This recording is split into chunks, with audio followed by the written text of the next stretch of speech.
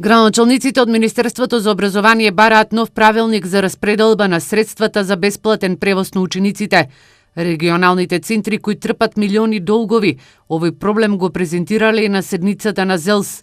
Општина Кочани, која е лидер во долговите со бесплатен превоз во источниот регион, воведува нови правила при тендерските постапки за бесплатниот превоз на учениците, бидејќи претходно се плаќала цена за превоз на ученици, која била енормно висока. Овој повик, односно јавна набавка, мораме да го смериме критериумот, односно еден од главните услови треба да го ставиме дека пазарната цена е појдовна за решавање односно за избор на најповолен понудувач за превоз на учениците, а вториот сегмент на кој се уште се разговара и се преговара да плаќаме реален превоз, односно реална услуга која ја добиваме, а не услуга која е замислена.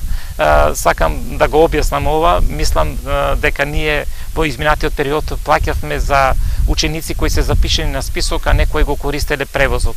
Затоа, мојата идеја или иницијатива да се изнајде решение како ние ќе го плаќаме на вистина реално направениот трошок, односно за секој ученик што го користи овој превоз да биде платен, а оној што не го користи да не се плаќа. Со новиот правилник за бесплатниот превоз на учениците, но и со новите тендерски постапки, Илие смета дека во буџетите на општините ќе остануваат и по 10 милиони денари.